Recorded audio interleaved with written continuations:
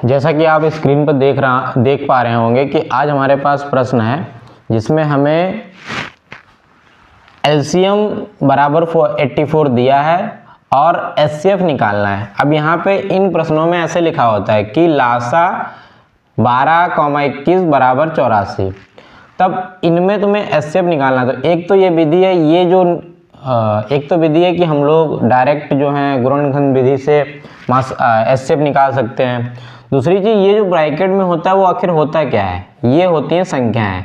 जैसे ये होती है पहली संख्या और ये होती है दूसरी संख्या, मतलब उसमें से एक पहली संख्या है एक दूसरी संख्या।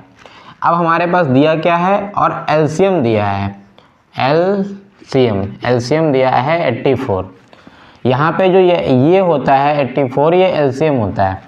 तो अगर ऐसी कभी कंडीशन बने जब जिसमें तीन चीज़ें बनी हों और हमसे चौथी चीज़ कोई भी पूछी जाए, चाहे पहली संख्या पूछी जाए, चाहे दूसरी संख्या पूछी जाए, चाहे एलसीएम पूछा जाए, चाहे एचसीएफ पूछा जाए, तो हम लोग ऐसे सवालों को कैसे करते हैं।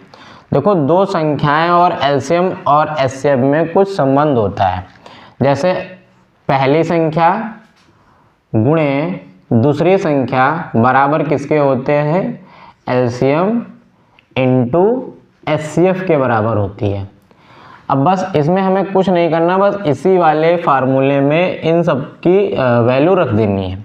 अब यहाँ पे पहली संख्या है हमारी 12 और दूसरी संख्या है 21 और इधर है एलसीएम हमारा दिया, एलसीएम दिया है 84 और हमें निकालना क्या है, एचसीएफ निकालना है। अब देखो एचसीएफ निकालना है तो बाकी सारी चीज़ों को इधर ले आते हैं। तो 84 इधर अगर जो चीज़ मल्टीप्लाई में बराबर के इधर होती है इधर आती है तो अपॉन में हो जाती है। तो यहाँ हो जाएगा 12 into 21 upon 84 equal to HCF. अब देखो हम लोग काटेंगे तो 21 चक्कू 84, 21 से अगर भाग देंगे तो 4 बार जाएगा। आप चाहें तो छोटी संख्याओं से भी काट सकते हैं और 4 तियाँ 12। तो हमारा एचसीएफ बराबर कितना आ गया, एचसीएफ बराबर 3।